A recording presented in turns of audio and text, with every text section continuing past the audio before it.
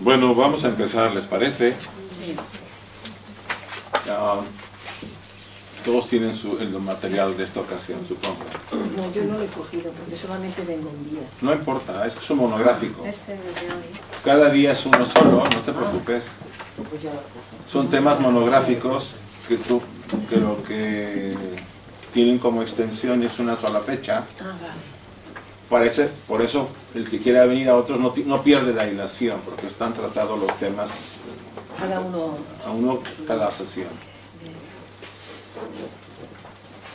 Quería yo ahorita, me recordaron que el día 2 de marzo tenemos la última fecha, que es sábado, de 5 a 8, ¿sí? Decidimos eso en parte porque yo deseaba que hiciéramos un poco más de actividad, estando juntos todos, o sea, no solamente ver el trabajo desde el punto de vista del marco que yo les pongo, el marco teórico, sino que aquí hiciéramos algunas dinámicas, lo que no logramos hacer en las sesiones como la de hoy, que es un tiempo dedicado a la presentación del tema. Hay algunas preguntas, pero casi siempre lo que les dejo, los dejo para que lo vean en casa y sus dudas las vean en casa, y algunas me preguntan, pero no todos. Entonces ese sábado 2 de marzo lo tendremos de 5 de la tarde a 8. Y será un mini taller. Y los talleres es donde ustedes y yo trabajamos más. El tema que he escogido, que fue un tema que ya se vio una vez hace mucho tiempo, pero que lo vimos así, es el viaje de regreso de Ulises a su casa. ¿Sí? Recuerden la Odisea. Porque ese tema tiene una gran importancia desde el punto de vista del desarrollo interior. Ese viaje es un viaje interno. Y a mí me gustaría que trabajáramos, yo elaboraré un manual de trabajo e iremos viendo las diferentes fases, y yo le estaré cuestionando en cada fase los aspectos que significa. Por ejemplo, cuando llega Ulises con sus compañeros a esta famosa isla de caníbales, ¿sí? Ellos se bajan a conseguir agua y alimento, porque venían de regreso de la famosa guerra de Troya, y quería llegar él a Ítaca. Como todos los demás guerreros, querían volver a casa. Pero para Ulises le tenía guardado Neptuno, sí.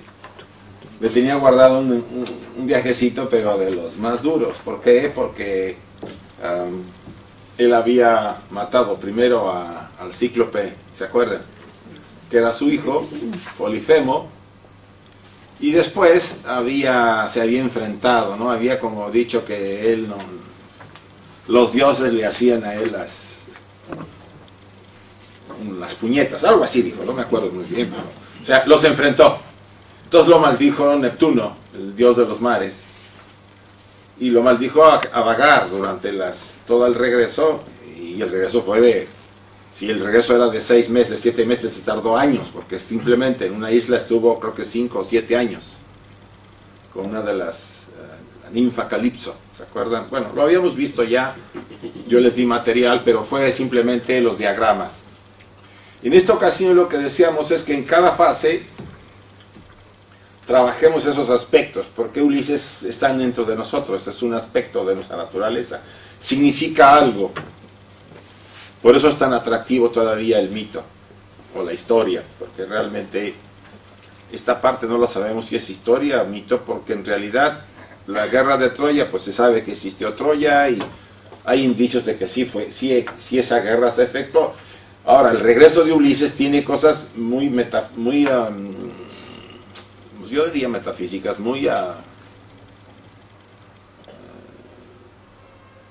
es como si él se hubiera adentrado en el mundo de la psique, de las profundidades, ¿no? Baja a los infiernos, recuerda, a buscar a Teresias para que le diga cómo regresar a Ítaca. O sea, eso suena más a un viaje psíquico dentro de nosotros.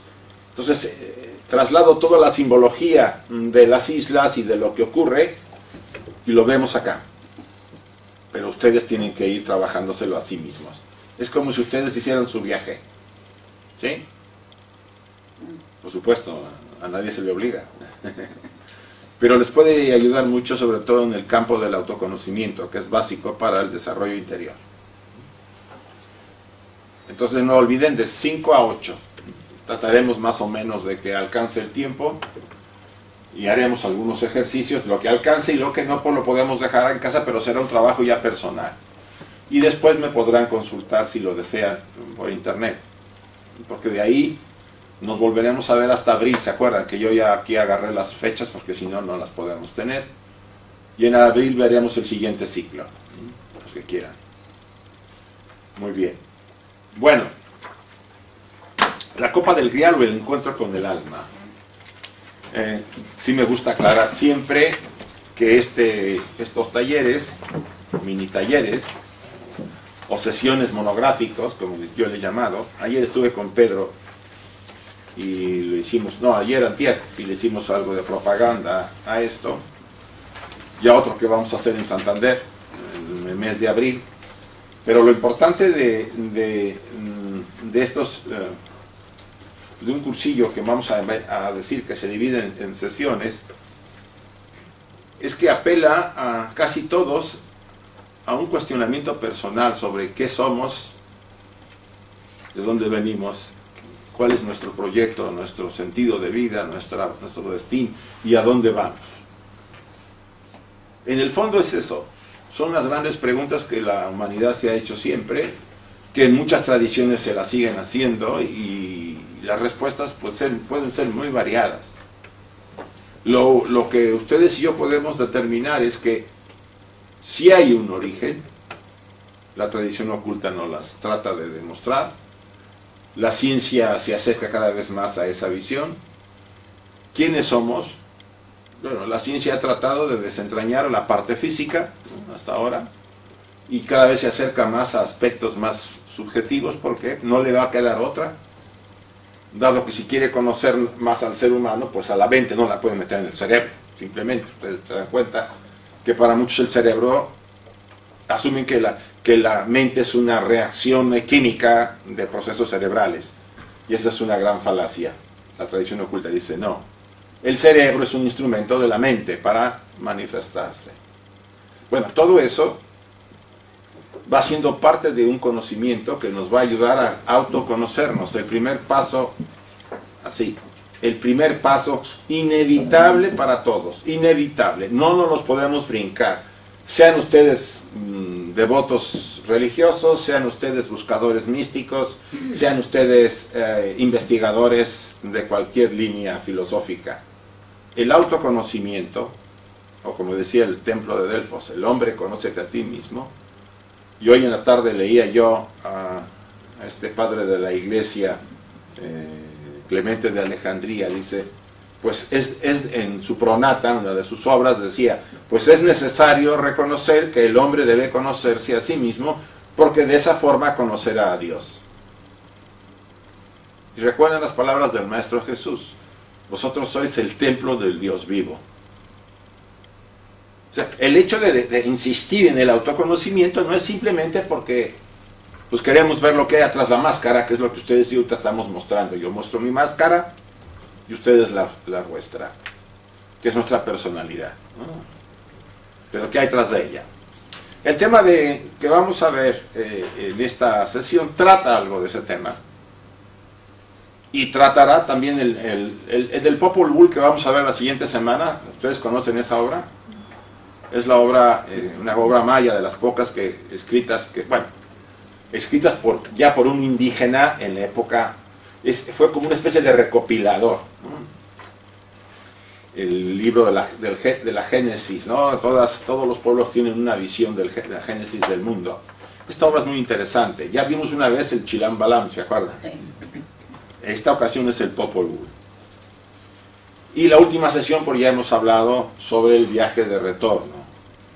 Pero lo importante de esto es que ustedes se cuestionen, o nos cuestionemos todos, porque todo esto antier hablábamos Pedro y yo, los 3 años pasados ha tratado de que todos los temas giran sobre estas grandes preguntas. ¿Qué somos? ¿De dónde venimos? ¿A dónde vamos?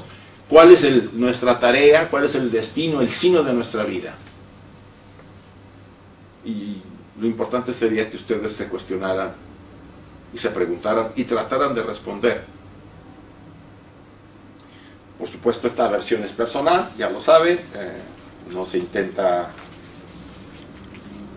pues ahora sí que convencerlos ni convertirlos a nada. La sociedad teosófica tiene este punto muy importante de libertad de pensamiento.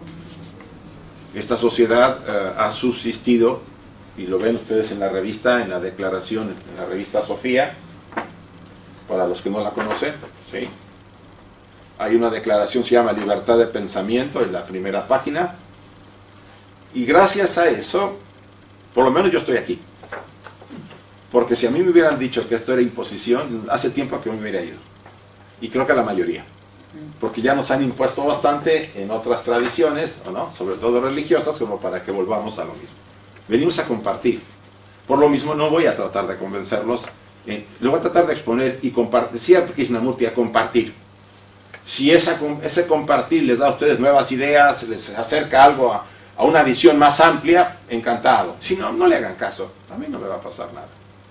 Ya llevo bastantes años haciendo esto y me he dado cuenta que se puede hacerlo mejor, pero no se puede obligar a nadie. Bien, con esta aclaración ya me estoy lavando en salud, ¿no? Por si hubiera algún problema. No es así. ¿Por qué nos fascinan tanto los mitos, las leyendas, las historias? Hay una vitalidad en los mitos y en las leyendas. ¿Por qué? Porque contienen formas básicas de la experiencia humana.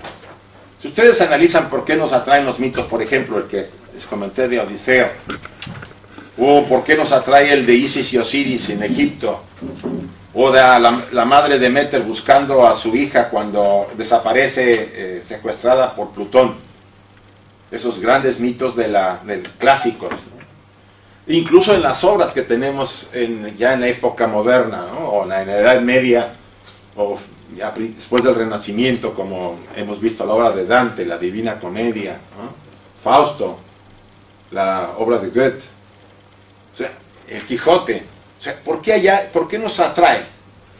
¿Por qué siguen vigentes? ¿Por qué siguen siendo leídas, a pesar de que cada día, si ustedes van a una librería, encuentran, nos decía una vez yo cuando ven que escribimos algunas obras con mi socio, nos decía en una librería un distribuidor que decía, mira, cada semana salen cientos de nuevos libros, y así como salen, desaparecen.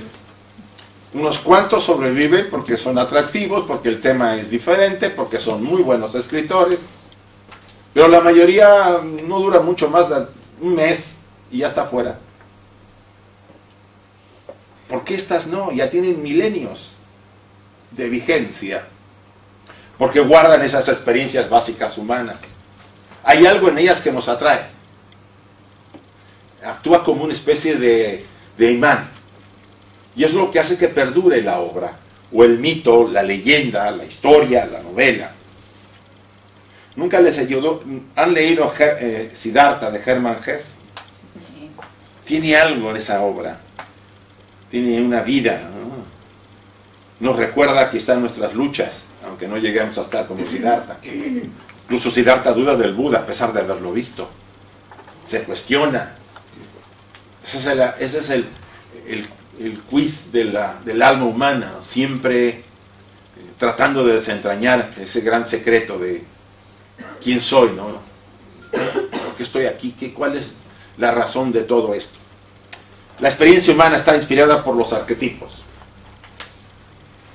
Pues la conciencia personal es un complemento que requiere energía, por lo que solo se puede mantenerse por periodos limitados. El tema de los arquetipos también ya lo hemos visto. ¿Se acuerdan que lo mencionamos desde que Platón fue el que acuñó probablemente las primeras ideas sobre arquetipos? Pero ya desde la visión que hemos estado tocando, para darle explicación a muchos elementos, tiene que ver con el concepto junguiano del doctor Carl Gustav Jung y la corriente psicoanalítica. Él utilizó estos elementos y nos explica que los arquetipos, como aquí lo menciona acá, no, lo vamos a ver acá. ¿Qué son los arquetipos? Son sistemas de disposición inherentes, o sea, están en nosotros. Todos nacemos con ellos, modos de la psique humana para el comportamiento. O sea, es la forma en que la psique trata de modelar nuestro comportamiento en la vida, en determinadas situaciones vitales y para su comprensión espiritual.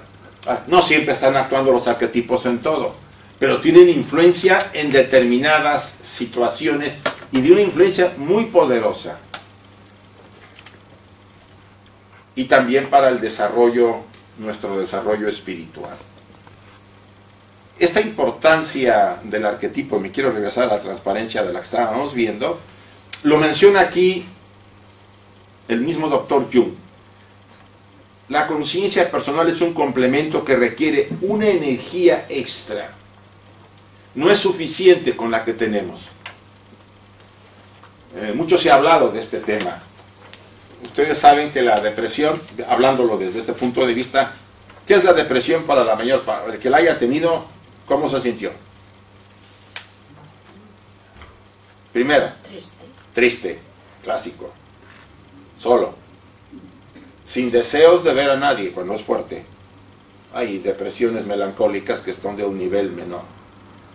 No quiere trabajar la persona, no quiere comer, no quiere ver a nadie, se encierra en su habitación, apaga la luz y ahí se sienta. Cuando es una depresión endógena, fuerte, es el grado más poderoso, el grado que nos lleva a ¿qué?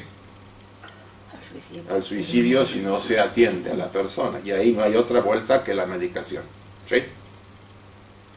Pero en todo eso, si ustedes analizan esta patología, es una patología moderna, porque ahora las personas, parece que con esta situación que estamos viviendo, en muchos casos, porque la situación lo provoca, genera ese estado, esa patología. Y si no, ese por lo menos un estado menos poderoso como es la melancolía. La melancolía es un atisbo de depresión sin llegar a tener tanta fuerza, ¿sí? Yo puedo hacer mi vida con la melancolía, más o menos. Casi todo lo que ustedes pueden analizar como la descripción de esta patología es falta de ¿qué? De energía. La energía se retira de la personalidad. Simbólicamente, en las visiones alquímicas, es cuando el alma se retira del personaje que está pasando por el proceso alquímico y lo deja como en una tumba. ¿Qué significa estar en una tumba? ¿Estar qué? Muerto. Simbólicamente así queda la persona a veces cuando está deprimida. Está como que, como muerta. No quiere saber nada. No quiere ver a nadie. No quiere hablar con nadie. Quiere estar... Y es más, a veces se ponen a ver la pared. Es una sensación de desesperanza en que el alma se ha retirado, simbólicamente, pues es una forma de decirlo, esa energía que a nosotros nos hace vivir, subir, bajar, hacer cosas, dañar, porque es la misma energía, se retira a lo profundo de la psique. Y dice, pues ahí te dejo a la personalidad, a ver tú que te crees tan importante, a ver qué haces sin energía. Y nos sentimos abandonados, solos. Nada nos calienta. Nada nos hace sentirnos bien. El que la ha vivido sabe que después de eso vuelve a nacer. ¿Sí? Es una experiencia casi de muerte, por no decirlo de otra forma. Es una forma de morir. Morir un poco. Pero lo que caracteriza eso es falta de energía, falta de vitalidad. ¿Y que esa vitalidad de dónde viene? Del alma. Y el alma está formada, llena de ¿qué? De los arquetipos. Cuando los arquetipos se retiran, o cuando nos poseen, porque tienen varias características, un arquetipo que nos posee, ¿saben? Todos han sido poseídos, casi cuando supongo. ¿Se han enamorado todos? El que se ha enamorado ha sido poseído. Lo posee un arquetipo, una fuerza interior que te dice, aquí olvídate de pensar y de cuestionar. Eres mía, o mío, porque es así el poder que tiene. Y nos volvemos ¿cómo? Nos enajenamos. La chica o el chico me puede estar haciendo cosas y yo no lo veo. Yo solamente veo lo bonito que tiene la persona. Y me dicen sobre de él cosas y no me las creo. ¿O no es así? ¿Por qué es tan poderosa esa posesión, una posesión? O sea, estas fuerzas, estos modelos de energía, estos patrones de energía dirigen nuestras vidas y particularmente en ciertos eventos son poderosísimos. El ejemplo son ciertas patologías, como el tema de la depresión. Por eso se pone casi todas las imágenes alquímicas, al que está pasando por el proceso se le ve en una cueva encerrado, como en una especie de tumba, esperando que el alma retorne a la tumba y lo vuelva a vitalizar. Pero antes de haber sido purificado. O sea, el objeto es purificar, dejar lo viejo fuera, porque lo viejo estorba en nuestra naturaleza, ocupa lugar. Me refiero a lo viejo interno, si no después saldríamos corriendo muchos porque ya estamos más para allá.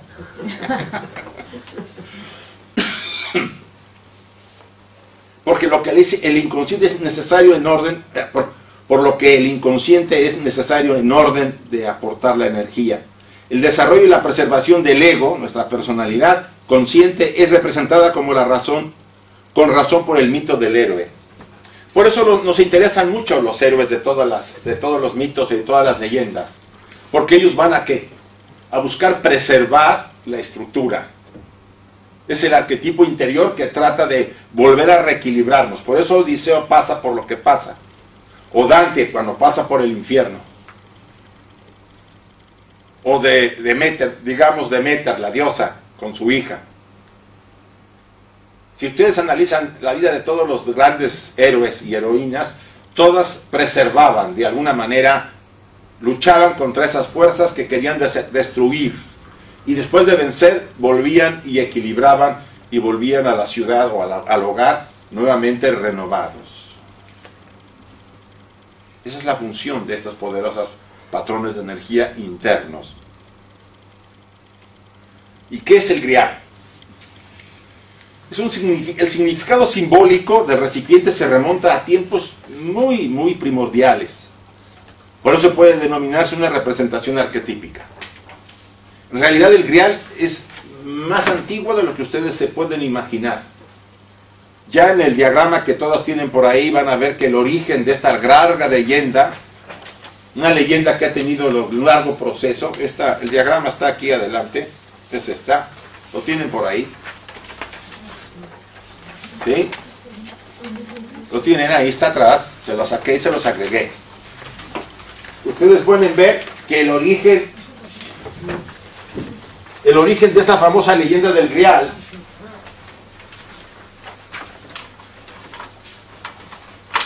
se pierde en los tiempos y tiene una mezcla de la combinación de la tradición hermética, la celta, por supuesto, las germanos y los bretones, y fenicia, siria y persa, el culto a la vegetación. Y se ha encontrado recientemente en una obra que les recomiendo que lean, se llama En búsqueda del Grial, sí. No, La copa del Grial, editorial Kairos. Los autores son, interesantemente, la doctora Bonfrance y la que fue esposa del doctor Jung, Emma Jung. Vale la pena la obra. Obvio, se analiza desde un enfoque psicológico, pero bastante accesible, porque ustedes comprenderán por qué tiene tanta fuerza la obra. En realidad estos son los orígenes más antiguos. Pero los hechos artúricos y del Grial, acuérdense del rey Arturo, se supone que se desarrollaron sobre el 545 después de Cristo, cuando los romanos abandonan la Gran Bretaña. ¿Sí? ¿Se acuerdan que ellos empiezan a retirar las legiones porque Roma está amenazada por los germanos? Entonces, ¿qué hacen? Pues retiren las legiones de allá porque aquí nos vienen encima los del norte. Entonces queda abandonada la isla de la Gran Bretaña y hay una lucha. Por el norte vienen los piratas irlandeses y por el sur los normandos quieren meterse. ¿Ah? Entonces empieza a darse esa condición de que los que quedan, que casi todos son una combinación de romanos mezclados con los primitivos habitantes de la Gran Bretaña, empiezan a formar los llamados feudos, o sea, empieza a haber esa distribución y esa organización que conoceremos de toda la Edad Media, sobre todo la Edad Media Baja, y ahí empieza un monje benedictino, que ahorita no recuerdo su nombre, tiene un nombre en latín, lo acabé de leer en la obra de Robert de Boron de Merlín, que por cierto se la recomiendo también, es una obra pequeña pero bonita.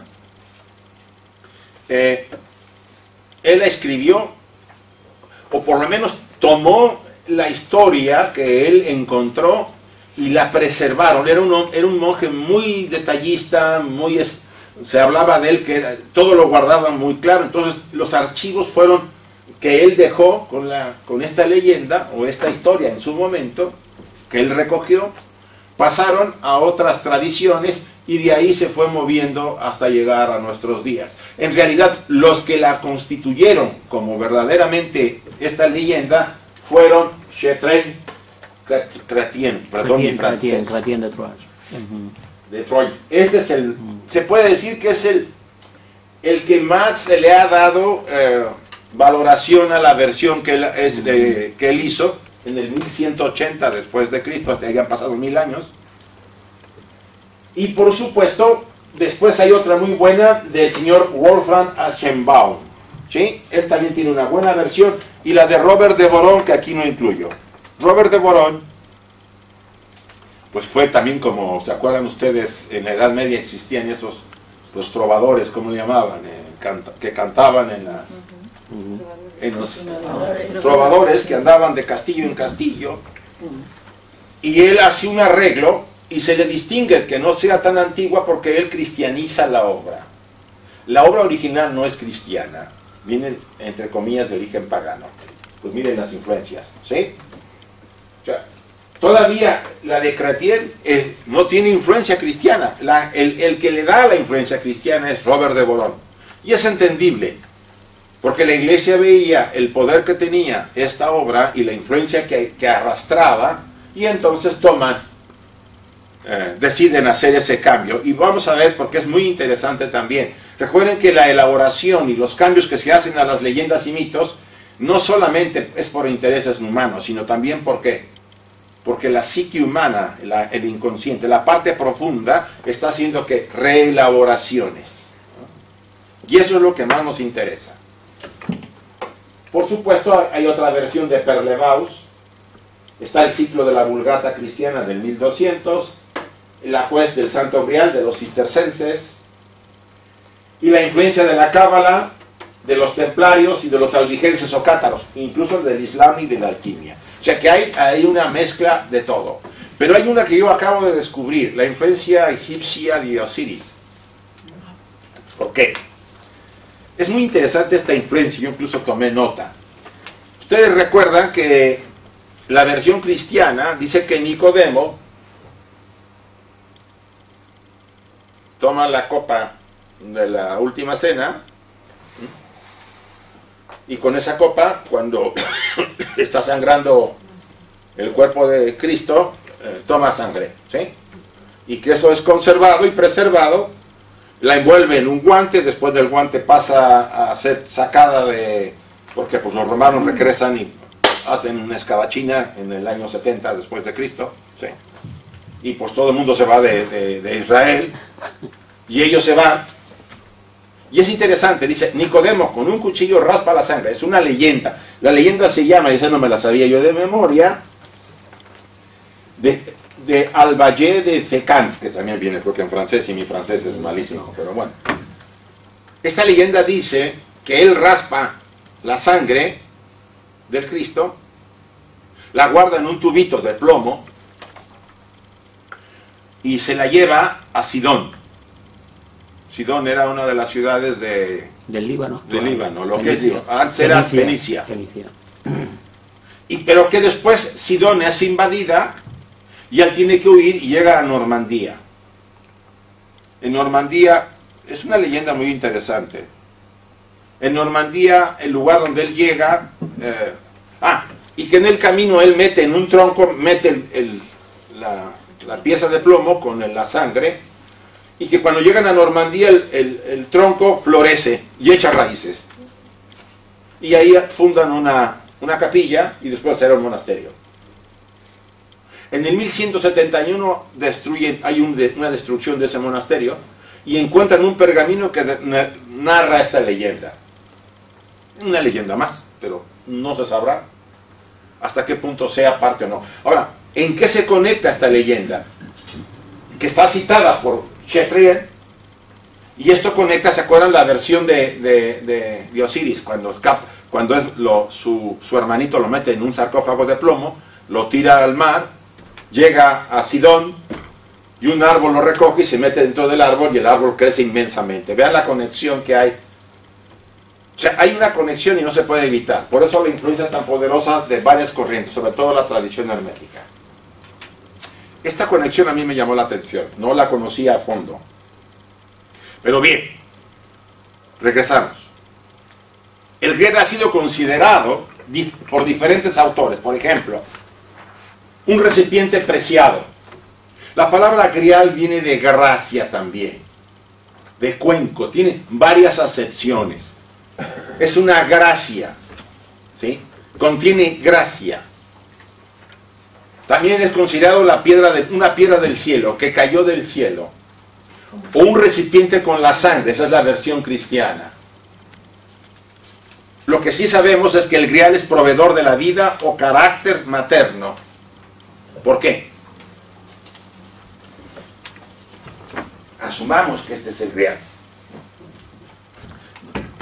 Bueno, si hay dos iglesias que dicen que lo tiene, porque no digo que este es el grial.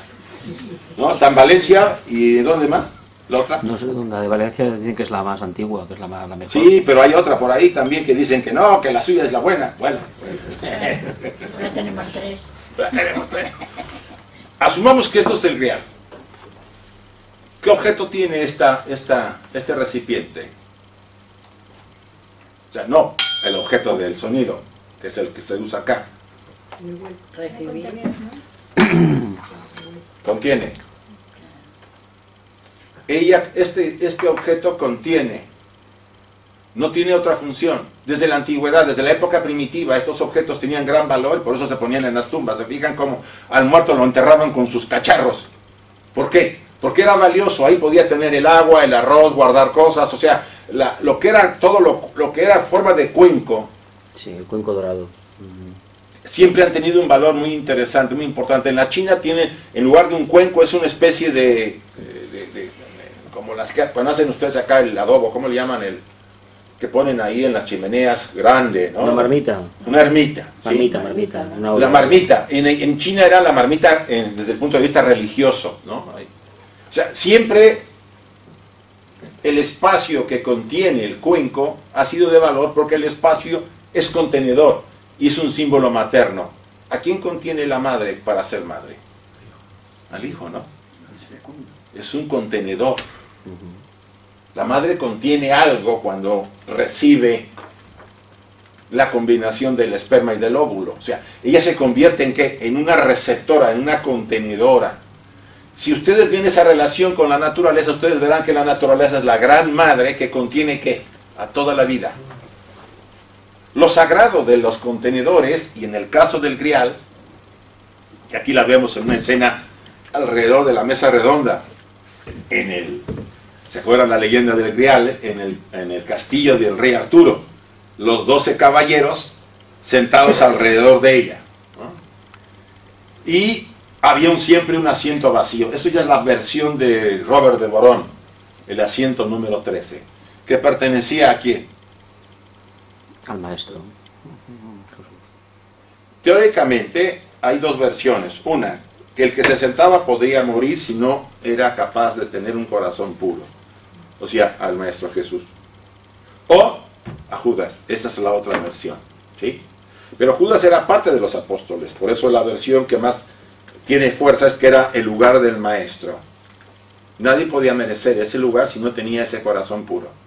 En esta versión es muy interesante. O sea, es proveedor de ¿qué? De vida.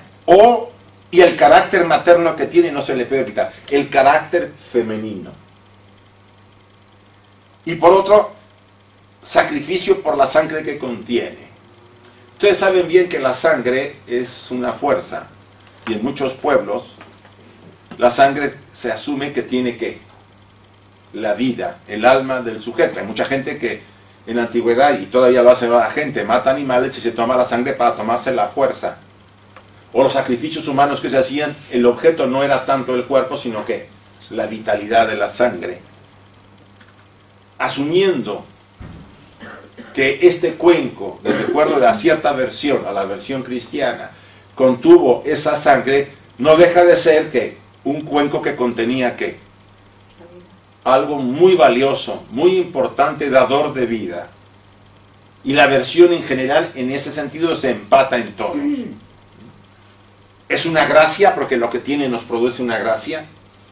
Es un cuenco que tiene algo que nos alimenta, que da la vida, que contiene la vida como la madre, que nos da sabiduría, porque ha habido siempre marmitas y cuencos con el soma que se les daba a beber en las grandes iniciaciones, también tenía que ver con un cuenco. Y si ustedes lo analizan, lo interesante del cuenco es que es valioso porque está vacío. Si esto estuviera denso, ¿serviría el cuenco? O sea, lo vacío es lo que es importante. Y aquí me voy a la visión del Sunyata de los budistas. Todo es ¿qué? Un vacío. Si se van ahora a la descomposición del átomo, a las profundidades del átomo, ¿qué encuentran los científicos? Vacío. Un vacío. Y hay espacios entre una partícula y otra tan inmensos como el universo. Y aún esas partículas se pueden seguir dividiendo hasta llegar ¿a qué? A nada para nosotros, un vacío. O sea, nuestra verdadera naturaleza está vacía. En el sentido que lo que para nosotros significaría algo que es contenido. O sea, lo valioso del cuenco es que contiene un espacio vacío. O sea, lo valioso es el vacío. Y esta referencia nos lleva, esta es una referencia taoísta, nos lleva a ¿qué? Que lo que ustedes y yo valoramos, nos guste o no, está ¿qué? Vacío. Y ya otras veces he puesto el ejemplo de sus zapatos, porque son de valor, porque son importantes, porque tienen que un vacío para poder meterse, si no no servirían. Un auto, ¿por qué sirve? Porque se pueden meter, si estuviera denso no pueden entrar. Sus pantalones o sus faldas, ¿por qué sirven? Porque hay un vacío adentro. Todo lo que nos es útil está vacío. Entonces, ¿nosotros qué tenemos adentro? ¿Qué somos nosotros? ¿Un qué? Un contenedor de algo. Un cuenco vacío. Y nuestra vida estará siempre dirigida a descubrir lo que está ¿qué? Contenido. Pero nuestra vida tiene una razón. Somos un contenedor para que esa copa del grial, tenga ¿qué? Sentido. El grial solo se manifiesta en determinados momentos y a una persona determinada. ¿Qué significan estas palabras particulares? En determinados momentos y a una persona determinada. Que es un misterio a nosotros. Que no a cualquiera. En la obra del rey Arturo y los caballeros de la mesa redonda, se presenta el grial en el momento menos esperado. Estaban cenando los 12 caballeros, el rey Arturo, Ginebra. ¿No está ahí Ginebra? No está. Vale, no está. Y de repente aparece de los cielos, cae el grial y se pone en la mesa en medio. ¿Quién la llevó? Eso es un simbolismo. Ya lo hemos visto. ¿Quiénes son los caballeros de la mesa redonda? Son 12. ¿Nos refieren a las 12 qué? Pétalos del corazón. Pétalos del corazón. Y a las 12 constelaciones, signos del zodíaco, a los 12 apóstoles, a los 12 arats del Buda. Son los aspectos arquetípicos de nosotros. Si ustedes ven en cada caballero se distinguía por una cualidad, pero también tenía su sombra. Nosotros somos una combinación de ¿qué? De luz y oscuridad. Los caballeros muestran un aspecto, pero y esos aspectos están activos o no en nosotros, dependiendo nuestro desarrollo. Porque para que Arturo, que significa lo más elevado en nosotros, despierte y esté activo es que hemos logrado una transformación. Y solamente en ese momento aparece la famosa copa. Dice el maestro Eckhart, a mí me llamó la atención esta declaración: el que quiera venir a Dios, que venga como una nada. ¿Podemos entender eso? Que venga vacío. Que venga vacío. El término nada es un sinónimo en cierta forma de vacío. ¿Y cómo podemos acercarnos a él vacíos? No apegos, no deseos, no usar este traje, pero dejarlo sin que nos preocupe cuando las cosas no salgan como al traje le gustan. No estamos acá para rechazar al traje, a la personalidad. Estamos acá ¿para qué? Para no apegarnos a ella. ¿De dónde surge el miedo de todos nosotros? Como lo dijimos la semana pasada, cuando hablamos de Giordano Bruno, en uno de sus pasajes lo dice claramente. Surge de que ustedes y yo nos hemos apegado a esto, y esto es finito, se acaba. Y el miedo en el fondo tenemos miedo porque sabemos que esto se acabará algún día. Si estuviéramos adheridos a esa esencia, a ese cuenco interior, y el cuenco, ustedes se darán cuenta que significa ¿qué? El alma que contiene, no habría miedo, no habría terror. Por eso es el largo camino que tenemos que recorrer, como los caballeros de la mesa redonda y toda la leyenda del Grial. El Grial oculto clama al ser humano para que lo llene con contenidos de su vida. ¿Cómo se llena el Grial? Ustedes saben bien que el alma necesita que nosotros nos alimentemos de experiencias, dicen los místicos. Y ustedes y yo cada día en nuestro diario vivir estamos ¿qué? Llevando a cabo y tomando decisiones. No se trata acá que seamos muy inteligentes, para empezar, ¿eh? No se trata acá que tengamos dinero. No se trata que sepamos mucho. Es lo de menos. Lo que se trata es que ustedes y yo seamos conscientes de nuestros actos de cada día y de las decisiones que estamos tomando. ¿Qué ánimo nos lleva tras cada una de las decisiones que tomamos? ¿Qué hay tras de ellas? ¿Qué intención decía el Buda? Eso es lo que hace que el cuenco de nuestra alma se llene, de día y de noche. Porque dicen también, los sueños son ¿qué? Alimento para el alma. El sueño es la digestión de las experiencias del día y el alma las ¿qué? Las digiere. ¿Quién nos mandó el sueño? Fíjense, nuestro ser interior, los arquetipos, el sí mismo, lo que ustedes quieran. O sea, el sueño viene para hacer una especie de digestión interior. Y esas imágenes y las experiencias del día nos van alimentando.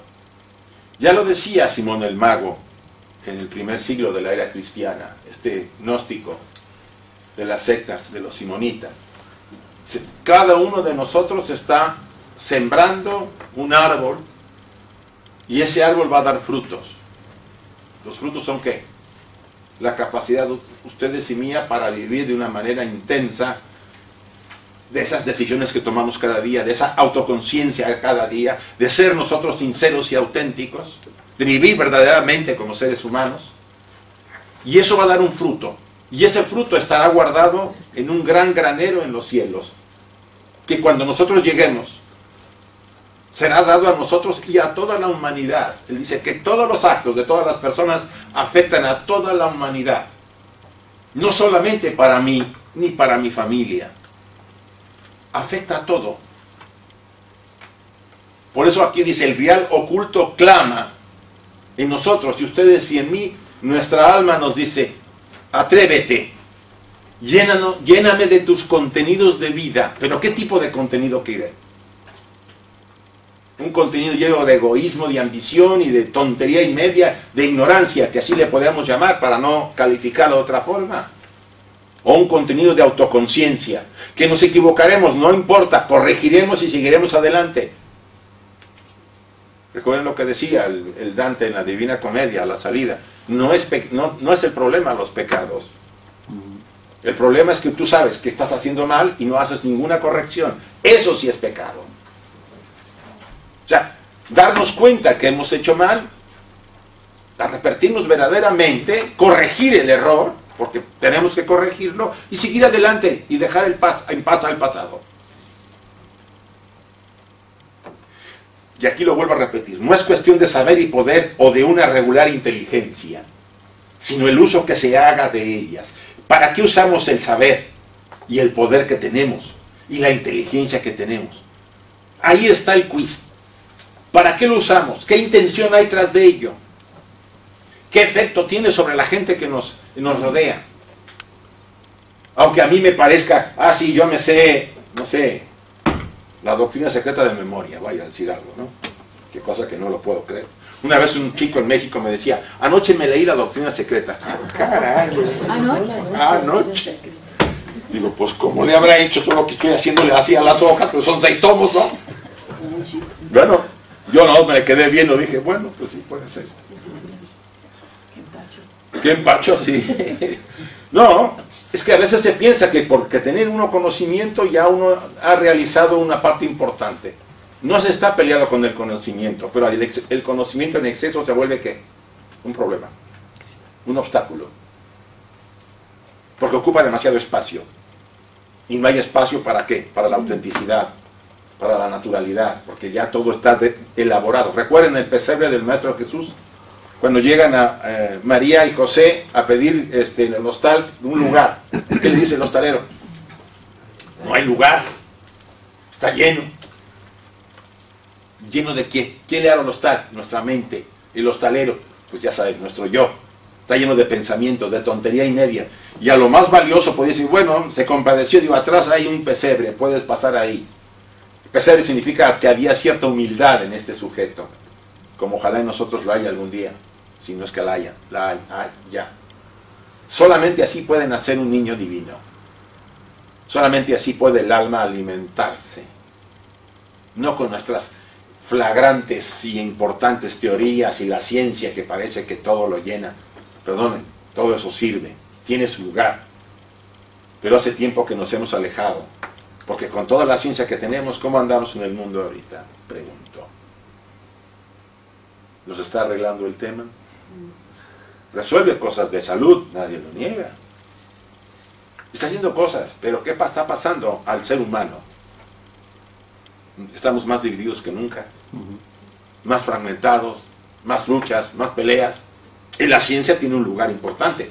Pero incluso la ciencia está siendo utilizada ¿para qué? Para controlar al que no la tiene. Para vendérsela al que a través de armas nuevas. O sea, y el problema no es la ciencia, porque la ciencia no tiene color. El problema es ¿quién? Nosotros. Como ahora lo que está pasando con los partidos políticos. No son las ideologías de los partidos. Si ustedes analizan todas, son ¿qué? Muy positivas o no. Sus declaraciones, sus objetivos, la verdad, tanto de los del PP como el PSOE, como todos los partidos, tienen cosas muy interesantes y muy buenas para la sociedad.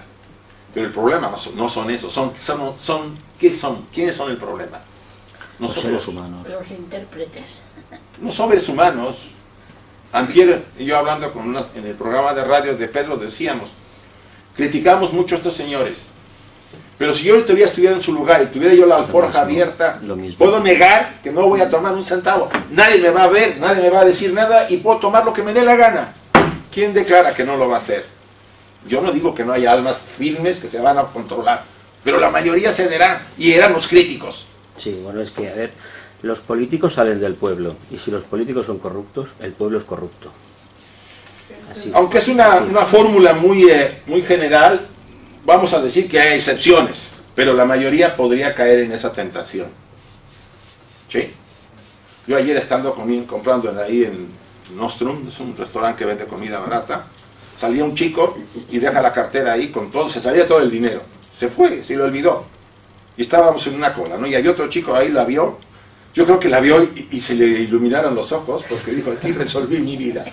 Pero algo dijo, no. Y le digo, señora, alguien dejó esto. Venció más que el alma. El alma. Pero a cualquiera dice en este momento, se está comprando una comida de €1, ¿saben que vende nuestro Sí, sí. Yo no había comido tan barato hasta ahora. Raciones, sí. Con 3 euros como. Pues sí, te compras una sopa, una ensalada y un cuscús. Ya la hice. Con 3 euros. Bueno, si compran ustedes la credencial. Sobre todo la actitud anímica que la persona adopte ante su vida diaria y a su destino, ante su destino. Esa es lo más importante, la actitud anímica. Es lo valioso. Y no todo el fulgor que a veces traemos. ¿De qué me valen mis títulos? Y mi familia aristocrática. Si cuando veo las cosas fáciles, me aprovecho, sabiendas que esto no es mío, que es del pueblo, porque el dinero viene de ahí. Yo no sé si en muchos de estos casos pueden dormir bien cuando vean en un restaurante que estén muy caros gastándose ese dinero, que la gente que está enfrente en un basurero está sacando la comida del basurero. Y que encima que el restaurante tire la comida. Y bueno, además, pero digo, aquel que creo que ese tiempo se secó algo dentro de algunas personas. Ya no sienten nada. Por eso tenemos que trabajar mucho, pero no trabajar en el sentido de tratar de convencer. Eso es otro tema. Yo no tengo ni el poder ni la fuerza para ir a ver a nadie a decirle lo que hace o no hace, ni me considero, sino trabajar para cambiar yo, para que a la larga seamos un ejemplo y esto cunda. El alma es el recipiente maravilloso que acabamos de hablar, el grial, que encierra en su interior la fuerza dadora de la vida. Por eso cuando nos deprimimos, dice el alma, pues te retiro lo que hay, a ver cómo le haces. Cuyo último secreto no puede ser desvelado, sino que permanecerá siempre oculto porque el secreto constituye su esencia. Ese es el gran misterio de nuestra naturaleza profunda. Un misterio que es desvelado en cierta forma cuando ustedes deciden verdaderamente convertirse en lo que somos.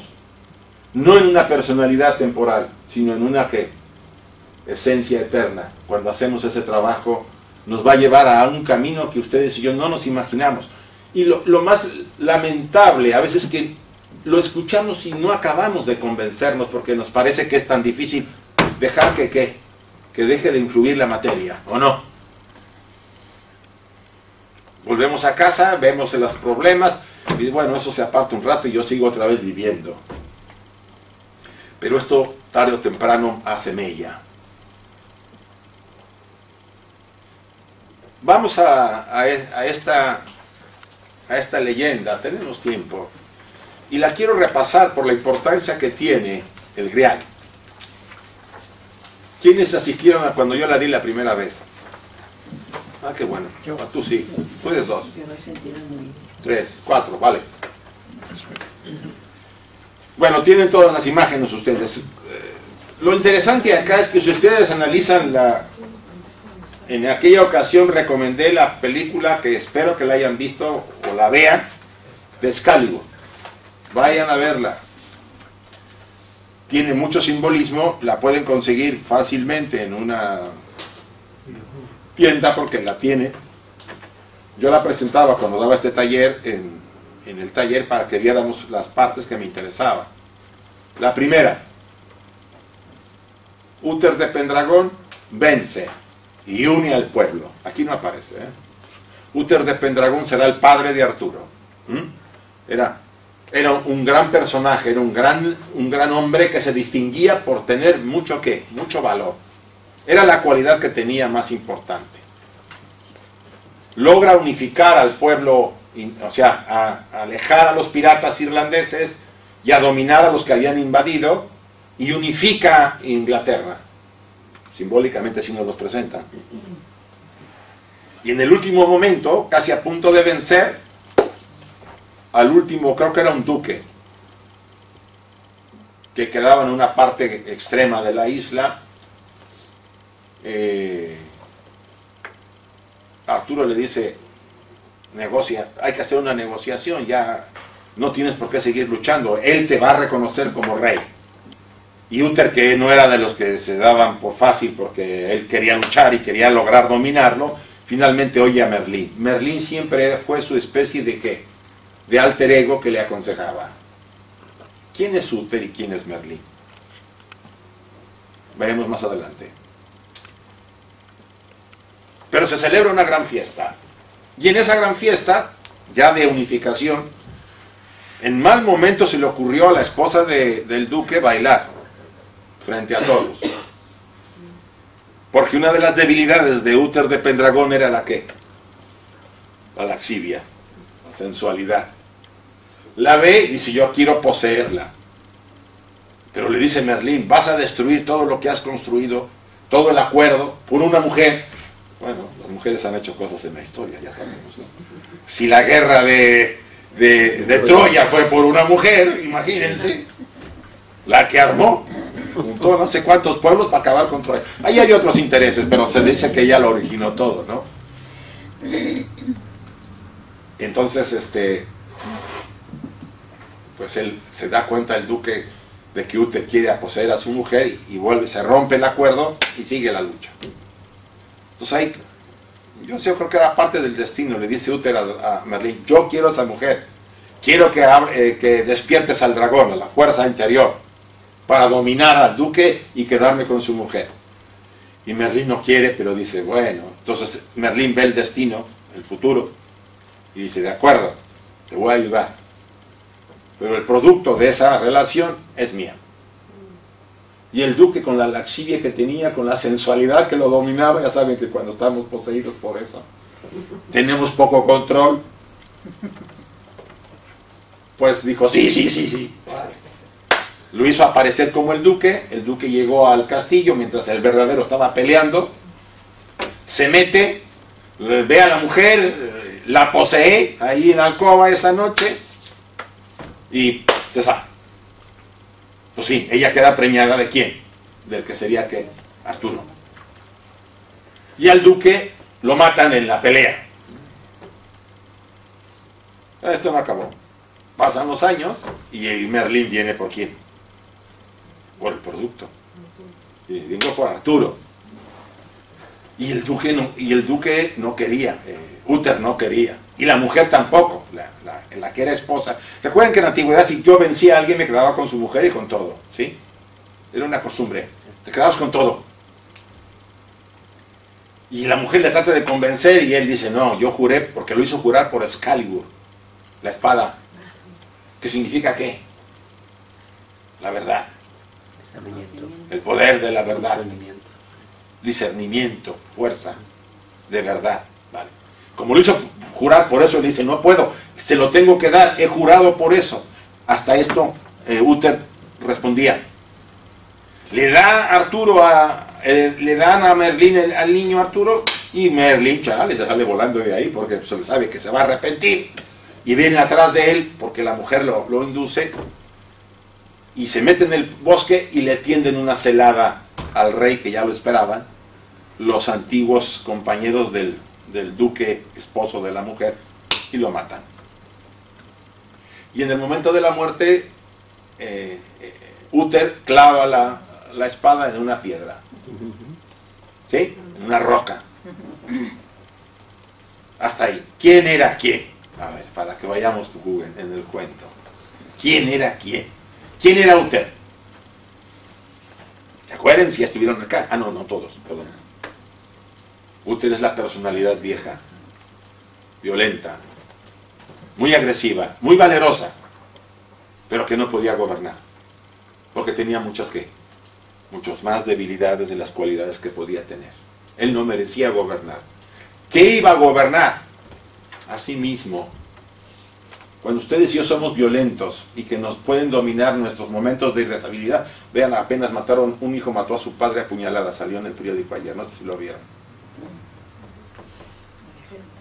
Cuando él sea consciente de lo que hizo, si es consciente, si estaba tocado de la cabeza no será consciente, pero si es consciente cuando se le vaya el momento de iracundia, lo siento por él. Podemos llevar a cabo cosas bárbaras cuando estamos en estados. Hay quien pierde totalmente el control. Lo mínimo es que te insulta hasta de lo que vas a morirte. Máximo puede llegar a las armas o a matarte. ¿Sí? Bueno, pues en este caso, Uther no podía gobernar. Y Uther tenía que, ¿qué? Morir. Por eso, cuando ustedes y yo pasamos por una crisis muy fuerte, sobre todo la crisis existencial de los 28, 35 años, parece que nos vamos a morir, nos da una depresión, tenemos un accidente, nos dejan a mujer, nos sacan del trabajo. Siempre habrá algo que nos mueva para que lo viejo que representa Uther, ¿qué? Pase a mejor vida, y el nuevo que está ahí esperando, Arturo, es la nueva personalidad. Uther vivió para dar nacimiento a Arturo. Esa era la función de Uther. Sin Uther, sin Arturo, no sería nada. Porque la nueva personalidad, Arturo, estaba lleno de ¿qué? De elevados ideales, de bondad, quería ser lo mejor. Ya había habido una translación. Diríamos, hubo una gran crisis en la vida del sujeto, y en el cambio se convirtió en un héroe. Salió el héroe que todos llevamos. Y además, ¿quién lo educa? Merlín. Por supuesto, la educación de Merlín es una educación muy especial. Aunque primero lo da a una pareja de malvenidos nobles, que tenía un hombre que tenía un viudo, que tenía un hijo, se los da a que lo cuiden. Y cuidan a Arturo en los primeros meses, ¿no? En los primeros años de su vida. Cuando ya está grande Arturo, bueno, que está más o menos jovencito, actuaba como escudero de su hermano, que era el hijo verdadero del Señor, y él no sabía que no eran sus padres, él creía que eran sus padres. Y en un torneo, cada año iban a un torneo para tratar de sacar la espada de Excalibur, porque el que la sacara se convertiría en rey de Gran Bretaña. Entonces todos iban y todos peleaban, y al final el que ganaba, peleaban simbólicamente porque no había muerte, se vencía, quien lograba vencerse, ¿no? En las diferentes luchas, sacaría la espada, y cada año nadie lo lograba, todos fracasaban. Estando en el torneo Arturo, ya verán la película más detallada, alguien le roba la espada del hermano, y Arturo se pone como energúmeno, digo, pues ya no, ¿qué? Si soy el escudero y me roban la espada, ya, ¿qué hago aquí? Y sale tras el ladrón, sin darse cuenta que el chico se va perdiendo, y pasa por donde está la roca, y ve la espada que está clavada, la Excalibur, y dice, güey, no está el chico, ve la espada, y no sabía nada de todo esto, ¿no? Y dice, pues le llevo esta, y agarra y saca Excalibur. Y había ahí a un lado de la piedra siempre uno de esos ermitaños, bendiciendo la piedra y no sé qué, lo ve, pega el grito y todo el mundo se acerca, y él le da miedo y la vuelve a meter. Entonces el ermitaño dice, el chico ha sacado la espada, pero todos los caballeros que eran caballeros, y él no lo era un escudero, entonces no quieren, y todos quieren volver a probar, y nadie puede sacarla, hasta que convencen a alguien que lo deje sacar, y la saca. Y en ese momento, si no todos, la mayoría lo reconocen como nuevo rey. Arturo tendría ahí 17, 18 años. Había logrado su primera, ¿qué? Ubicación. La persona se había dado cuenta quién era, hasta cierto punto. A partir de ahí, Arturo tiene que llevar a cabo luchas para desalojar a los sajones que querían volver a invadir el reino. Y finalmente triunfa. Y en esas luchas conoce a Ginebra, la que sería su mujer. También se forma la mesa de redonda. En realidad la mesa redonda era la combinación de 3 mesas. La versión de Robert de Boron habla de que en realidad había algo de la última mesa de la última cena del Cristo. Pero bueno, si empezamos a verle ahí todas las cosas, está muy difícil. Yo no lo sé, pero esa versión va por ahí. O sea, la mesa redonda fue construida con 3 mesas, y las 3 mesas eran mágicas. ¿Por qué las mesas son importantes? ¿Qué nos hace la mesa cuando estamos en ella? ¿Nos sirve para qué? Para alimentarnos, ¿sí? Para celebrar ¿qué? Una reunión, para festejar. O sea, las mesas siempre tienen una función. Vean los símbolos: la copa, el grial, la mesa. En este caso la mesa reúne, y no era una mesa rectangular, era una mesa ¿qué? Circular. Recuerden que la forma circular vuelve a ser ¿qué? Femenina.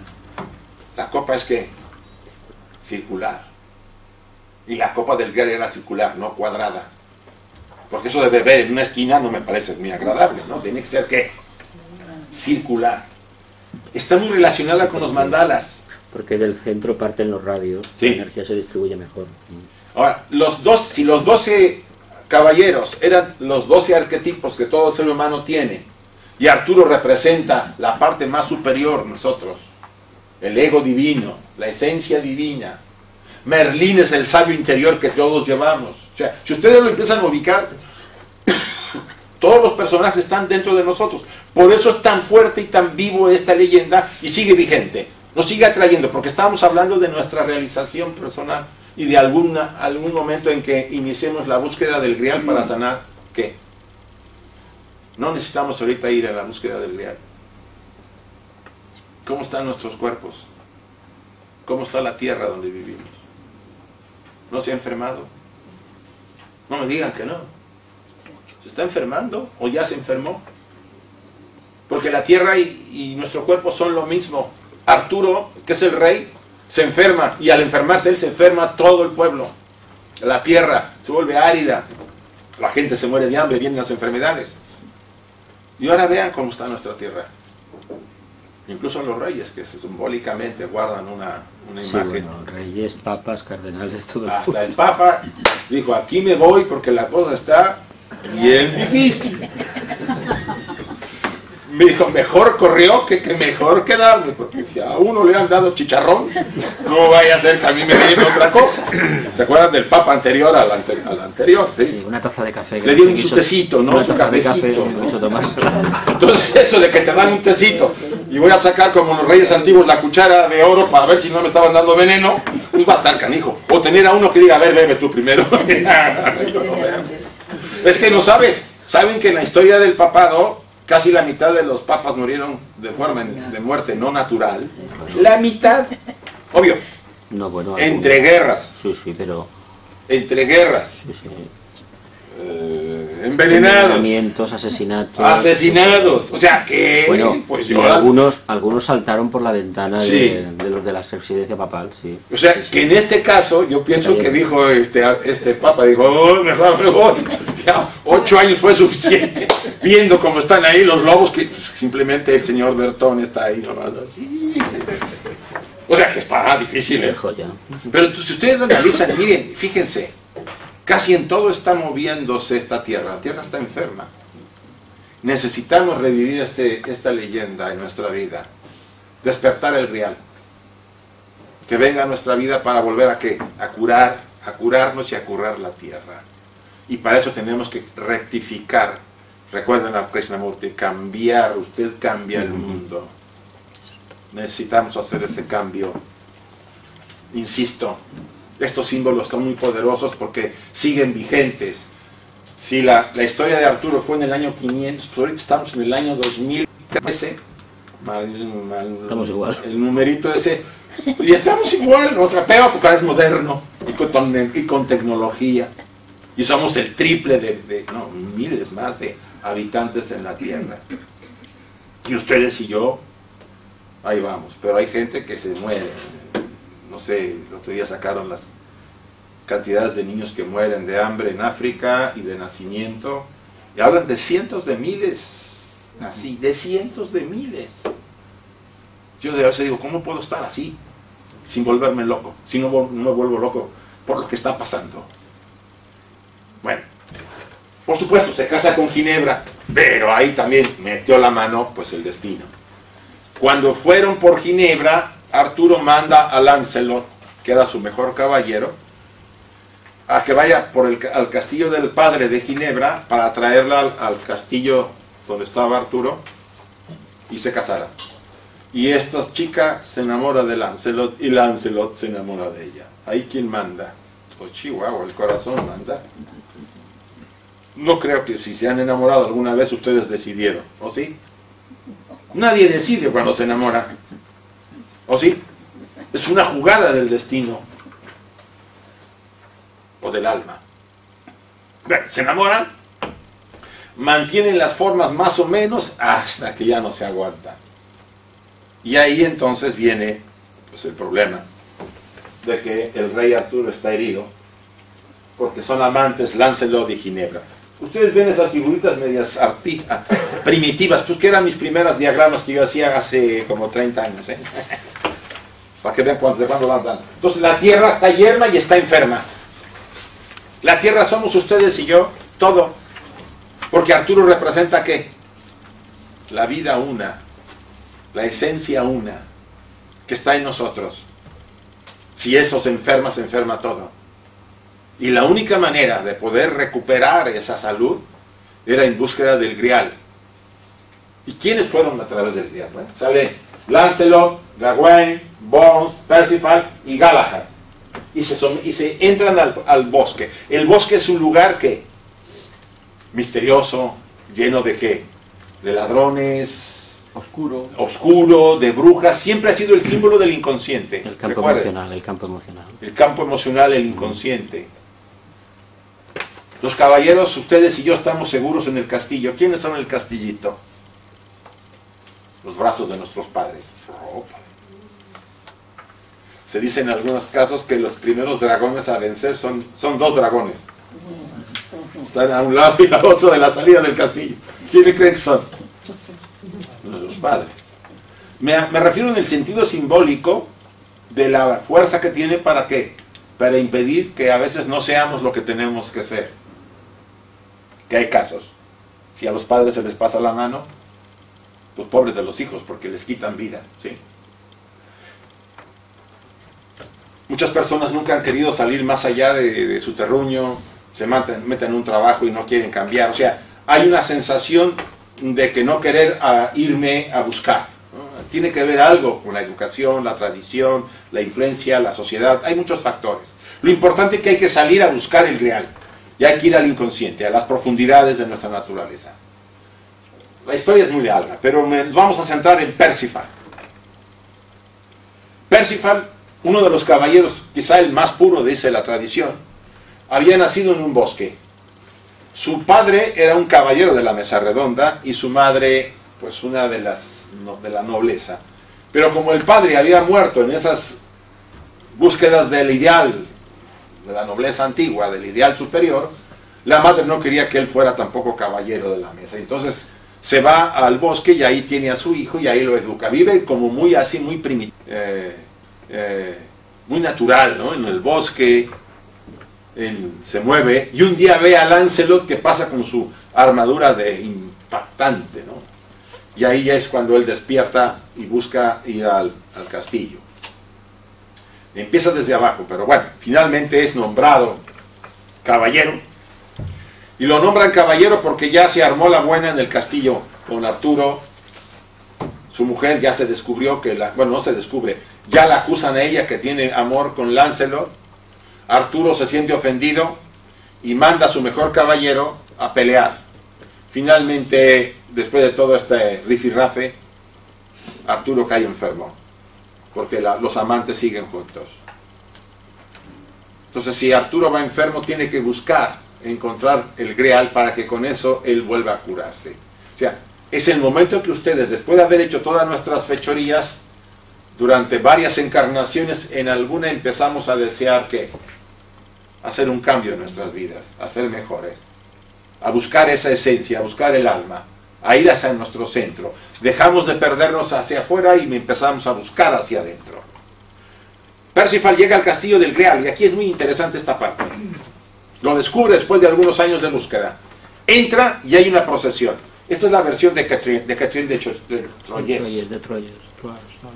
En la procesión ustedes ven que hay una persona que lleva la lanza que gotea sangre, la lanza con que picaron se supone al Cristo. O una damisela lleva el Grial en la mano y una doncella lleva un plato. Todo tiene significado. Pero ¿qué pasa? Él oye una voz que dice, ¿a quién sirve el Grial? Y él oye la voz y ¿qué hace? Se queda dormido. Cuando despierta, ni procesión, ni castillo. Y pasan muchos años antes que vuelva otra vez a tener la oportunidad. ¿Qué significa dormirse? Dejar pasar la ocasión. Despistarse.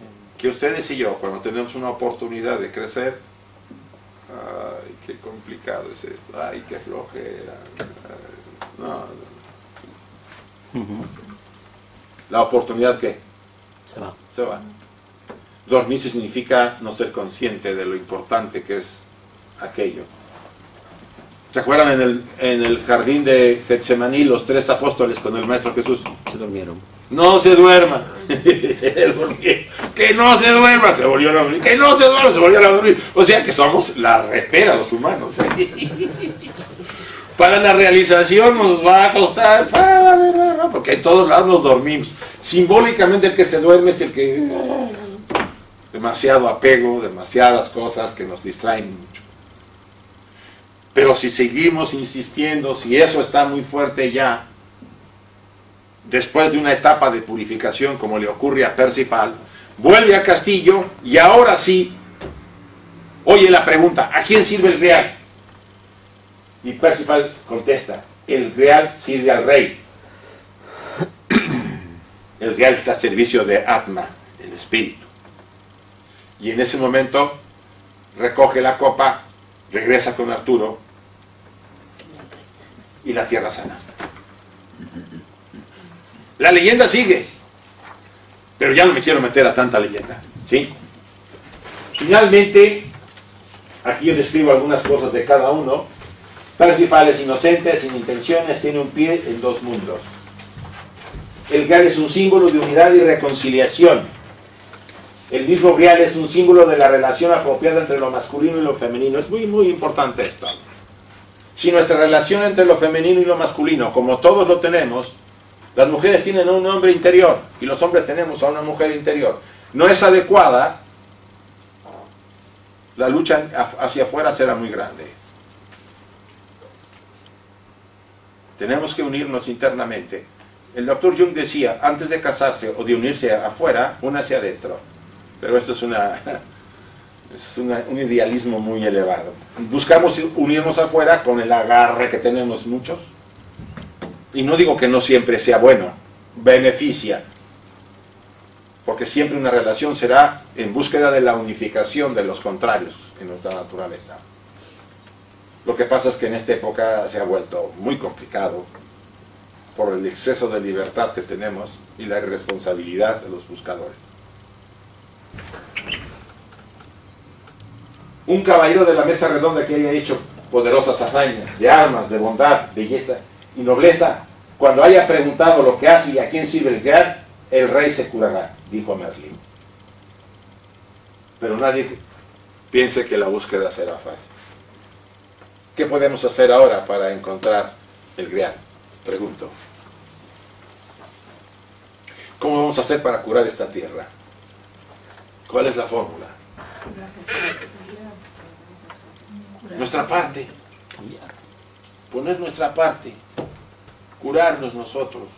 Para empezar, yo no puedo ser ejemplo de nadie si yo no estoy sano, ni equilibrado, ni curo, ni me estoy curado. Si yo tengo envidia, ¿puedo ser ejemplo? No. La gente estará junto a mí y notará mis actitudes. Y si no, el magnetismo que emana alguien que tiene esa forma de ser. O sea, tenemos que tener una clara decisión en nuestras vidas. Y esa es la invitación de estos grandes mitos, de esta leyenda. Una decisión que nos lleve a volver a recuperar ese Grial, que ustedes y yo estoy seguro que en algún momento tuvimos acceso a él, pero que dijimos, ay, qué flojera, ay, qué distracción del mundo, qué bonito, no, me quedé como dormido, y se fue. Y nos está costando nuevamente encontrarlo. Pero se puede. Si perseveramos, si nos mantenemos, si no tememos, si no nos damos por cansados, que una de las cualidades más importantes en la búsqueda es la perseverancia. No me importa lo que pase, yo sigo. Y eso no lo dice cualquiera. A veces quedarse solo, a veces tener cambios muy fuertes en su vida. Las personas no están dispuestas a eso. Tendrán que pasar varias vidas para que eso pueda llegar. Pero algunos estamos ya hartos de tantas idas y venidas. Y queremos.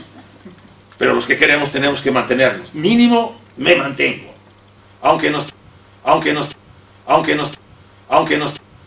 nos quieran embelezar, oye, mira, puedes ser un buen ser humano, no tienes que hacer tantas cosas. No me interesa, yo sigo. al grado, como oí decir a alguien una vez, aunque la vida me cueste. Es mucho decirlo, pero a Giordano Bruno fue capaz de hacerlo y le costó la vida. Porque se pudo retractar y no lo hizo. En los 8 años de prisión, ahí tenía ahí un jesuita que iba a verlo y lo tentaba. No, si te retractas, que no sé qué. Y no contestaba. Y así venía cada año a verlo. A ver si se soltaba, ¿no? Y al final parecía que ya iba a decir, bueno, pues. Y dicen que en una noche todo cambió. Dice que tuvo una visita. Y no se sabe de quién, pero se supone, claro, que fue probablemente de su propio maestro. Y dijo, tú aguanta. Como Sócrates tuvo que aguantar. Y se tomó la cicuta. No es que nos tomemos la cicuta en esta época ni nos hagan chicharrón. Pero algún día ustedes y yo nos tendremos que enfrentar ¿a qué?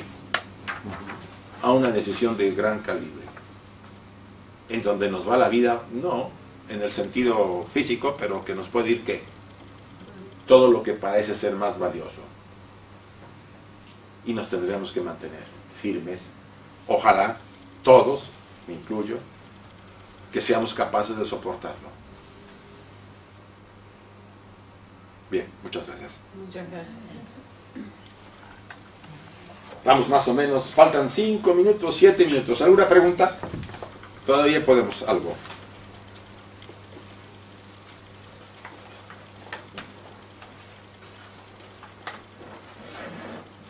Yo quería preguntarle, ¿qué es lo que desequilibra la parte femenina de la parte masculina? ¿Por qué si tenemos las dos partes hay este desequilibrio? Mira, la parte femenina, en la parte masculina de la mujer es despertada por el padre. El arquetipo es un modelo interior que está ahí. Hay otros elementos que tendríamos que agregar. La parte femenina del hombre la despierta la madre. Sin agregar los otros elementos que son muy fuertes, pero que no me quiero meter porque no daría tiempo para la respuesta. Si nuestros padres nos activaron, nos dieron lo mejor, pero también nos dieron ¿qué? Lo que tenían mal ellos. Por eso simbólicamente Melanie Klein dice que el padre y la madre, cuando está el niño o la niña en la cuna, los dos van con un puñal y le asestan una puñalada. Simbólicamente ¿qué? Le transmiten todo y activan al arquetipo del niño o de la niña en esa persona. Entonces, el sujeto, hombre o mujer, tiene que primero tratar de sanar esa relación. Porque de remate, además de que se activan esos dos aspectos, que son nuestros padres, son los que lo activan, yo a mis padres los introyecto dentro de mí. O sea, para que se den cuenta cómo está el tema. Entonces, hay que sanar esa parte, como sanar afuera. Si puedo y los tengo vivos, ojalá pudiera hacerlo afuera. Porque tanto yo lo logre afuera, lo sanaré adentro. Y sanarán mis relaciones también con mi pareja o con mi pareja interior. Hablemos de la interior. ¿Es un trabajo largo? Sí. Pero se tiene que hacer alguna vez, en alguna encarnación. Yo no, o sea, insisto, esto no es para hacerlo ya y a la semana ya estoy bien. No, esto va a llevar. Hay almas más desarrolladas, no lo tienen que hacer tanto. Pero la mayoría que somos más limitadas, pues tenemos que ir trabajando. Quizá varias oportunidades que venimos a hacer un trabajo muy fuerte en ese. Hasta que estamos en condiciones, como estuvo Mozart, en condiciones. Desde el punto de vista musical. Porque traía la repera con sus padres. ¿Sí? O sea, él llegó con las condiciones de músico, genial. Hizo lo que hizo. El Buda llegó así. El Maestro Jesús, si quieren verlo así. Pero hubo condiciones que se tuvieron que ir puliendo en vidas y vidas para llegar así. Ustedes y yo tenemos que hacerlo también. Pero en alguna ocasión tenemos que empezar. A mí me decía alguien, no, la siguiente encarnación, ahorita, ahí voy, vas a ver, bueno. Tú mismo. Yo siento que si vemos cómo está la tierra, nuestra tierra, y todas aman a su tierra, ¿o no? No me digan que no. Al mundo tierra. No solamente la tierra de acá, sino al mundo, todo. Pero también digo de acá. Y ustedes quieren que sus hijos tengan una mejor tierra, ¿o no? ¿Les gusta el panorama para sus hijitos? ¿Cómo está ahorita la cosa aquí? Que tienen que irse porque no hay manera de trabajar. Tienen que ir a Alemania, no sé, ahora ya se van a América también, está cayendo por allá. ¿No sé, a nadie le gusta que se vayan de su tierra? Pero no es el tema de la tierra sola, anda en convulsión, una convulsión general. Hasta aerolito nos tira. Que bueno, no voy a decir que no cayeron acá, cayeron los pobres rusos, pero caray. O sea, en ese sentido, no podemos evitarlo. Que se den cuenta ustedes que hay que hacer algo. Esa es la invitación. Lo que está pasando no es producto de que una divinidad le caemos mal y nos está mandando una maldición. Producto de lo que hemos sembrado por varios siglos. Y ahora estamos recogiendo. Y en nuestras manos está que esto que se modifique.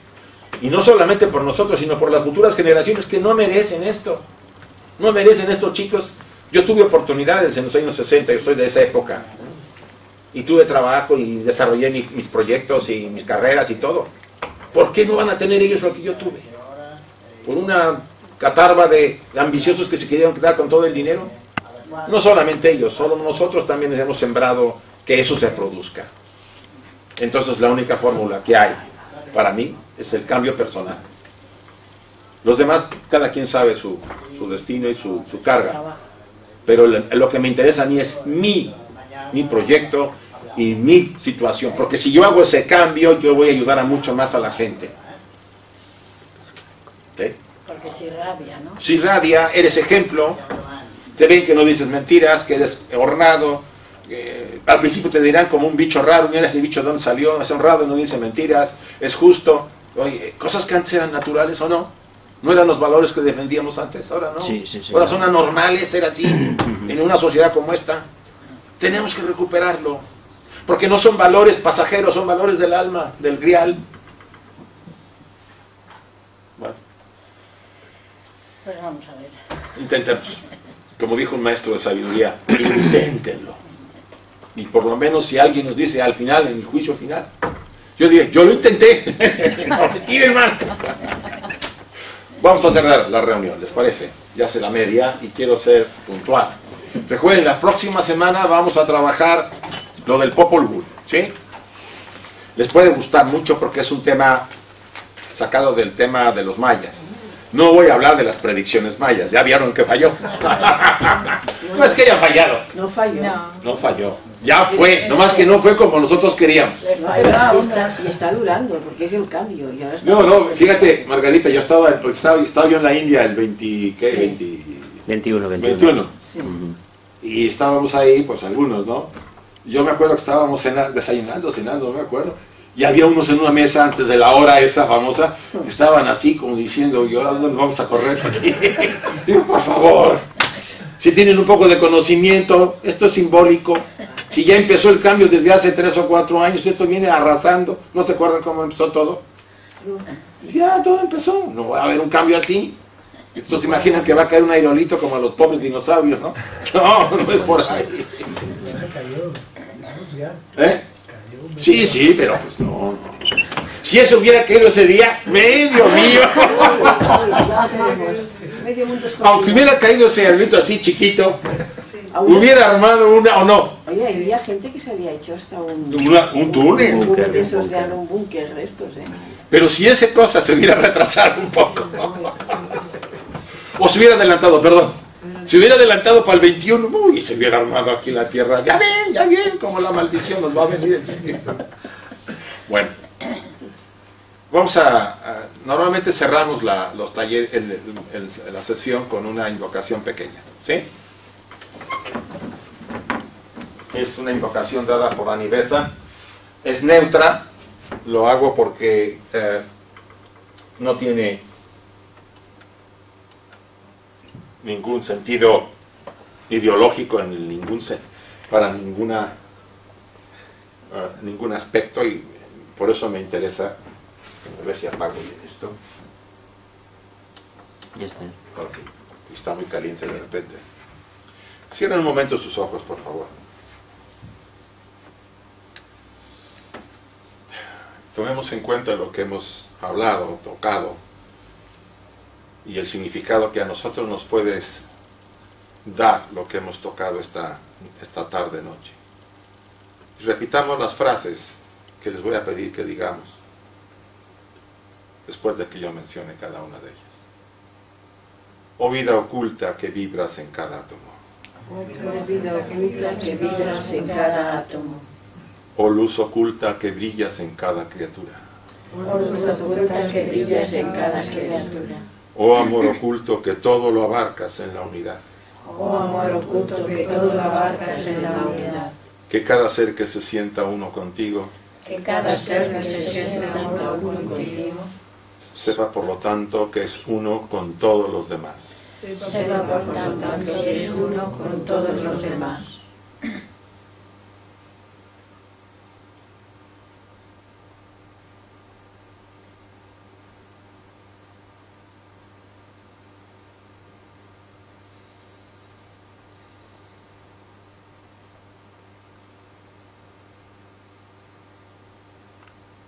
Así sea, y gracias a todos. Muchas gracias.